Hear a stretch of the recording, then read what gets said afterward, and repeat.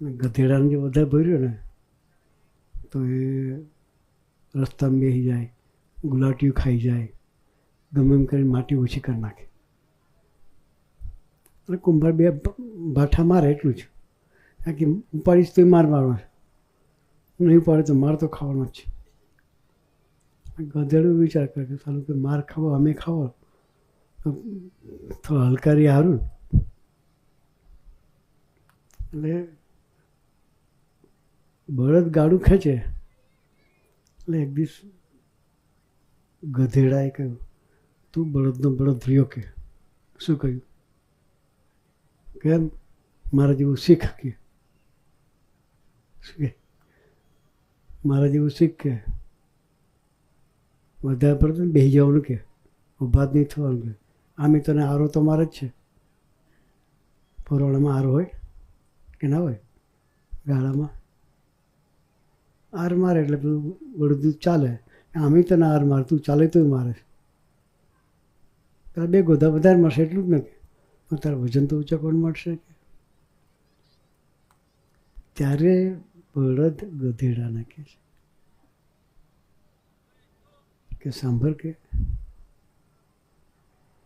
હું બળદનો બળદ છું, વાત સાચી કે તારી, કારણ કે મારી માં છે ને દુનિયાના બધા એની પૂજા કરે છે. દુનિયાના બધા મારી માની પૂજા કરે. હું એનું સંતાન છું.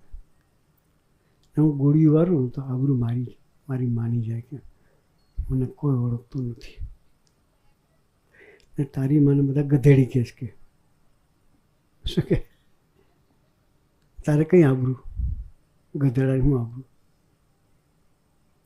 મારે મારી માની આબરૂ ન જાય એ ખાનદાની મારે રાખવાની છે. આપણે વિચારવાનું. સાહેબ જે વાત પસંદ સરસ કે આપણે જો ગોળીઓ વારીએ તો આપણી ગાય જેવી માં છે બે. જોઈ તમે? ગાય જેવી બે માં આ બેઠી આગળ.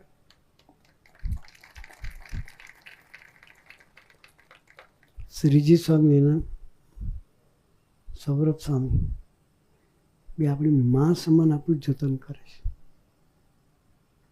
આબરૂ એની જાય કોને? આપણે ગોળી વારી તો આબરૂ કોની જાય? આપણે એની આબરૂ નથી જવાની.